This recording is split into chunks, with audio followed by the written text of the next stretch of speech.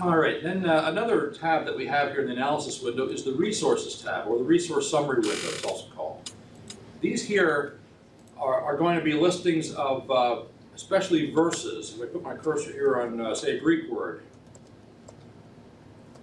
here in the Psalms, I'm going to have various lexicons are going to deal with those words. Here in BDAG also references Psalm 2:3. So here you know that BDAG is actually referencing that specific verse.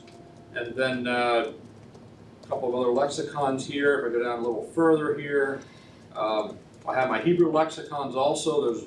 There's Brown, Driver, and Briggs, and Halot, and then it changes colors for the header of the titles. And these here are now getting into my grammars. Okay, so it's going to show me there. So the word that I was on was a verb, aorist subjunctive active, as you can see from Wallace's grammar. Now I'm in the Septuagint, so that's New Testament grammar, but it's still dealing with that type of verb usage. So I could actually go here and I can click on subjunctive, and it opens up the Wallace's grammar, and it takes me specific to things of mood and subjunctive.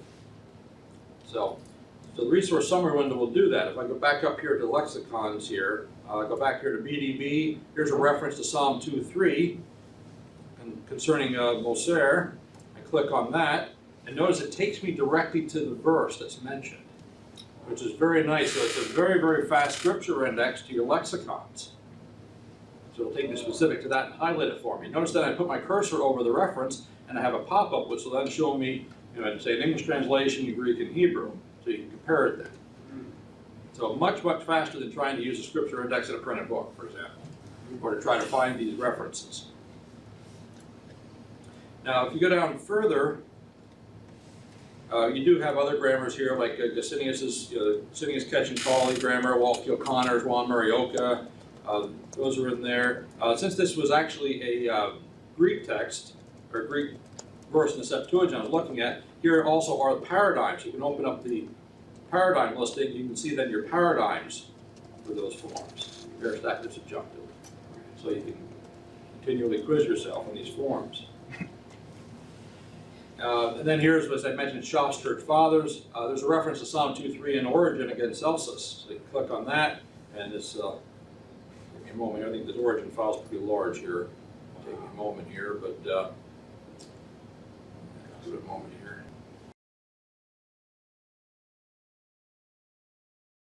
Let's just sit and close that window down. Let's try this again here. Okay. Okay, I have the ESV Bible Atlas, for example. I'm going to click on Genesis 1:1, takes me to that. So you can see a variety of these things. I'll try Schaff's once again, just not with origin. Lactatius, Divines Institutes, and there you go. See, and here it is. It opens it up directly to that reference. There's a footnote, but you can go back in the content of it and take it to the context of where that was cited. So, a bit faster than trying to pull off all 37 volumes off the shelf, isn't it? And extra cost modules like Grudem's Systematic Theology, for example. It mentions Genesis 1:1 is where I'm at, and mentions it right here. And it opens up the file with that reference at the very top. So then you'll see that reference right there.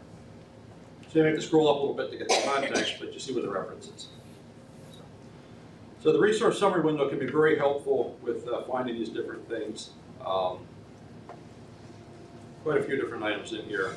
And this, like I say, is all going to change depending on what is cited in the reference, or what reference is cited. So what verse is there is going to determine what is cited, or on what Greek or Hebrew word you're putting your cursor on will determine what is in the resource summary window. That's always going to be updating according to your content.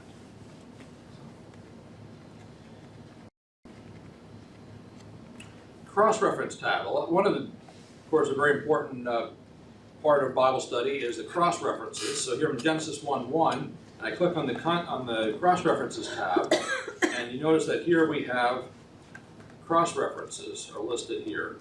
Now, by default, it's the BibleWorks master list is the one that appears. So you have at the top frequently cited references. We've gone through different cross-reference lists we have, and we have cited these are the ones that are most commonly referenced. And then scroll down further, and you're going to have less frequently cited references. So those are at the bottom there, and you see those displayed. Now you can go with the drop-down box here. Remember I mentioned just about everything in here has a purpose. Here's a drop-down, and you can select that drop-down, and you can choose different cross-references lists. So if you want the, say, the NIV list, or you want Nave's Topical Bible, or you want the Treasury of Scripture Knowledge, you can select these items instead and display. And also, which version do you want to show in here? Right now I have the ESV set up as the version that's displayed here, but you can change this to something else. So say I want to change this, I'm in, let's see, let's go down here. And we'll go with the New American Standard, and now the text is in New American Standard text. So you can configure that as you wish. If you want to put Greek or Hebrew in there, you can do that as well. So, just to let you know, you can create your own cross-reference list also.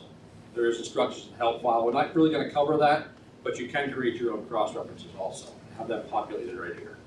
So you can start with what's here, and then go and edit them and add in as you wish. Okay. And then the browse window. Let's go back to the browse window here.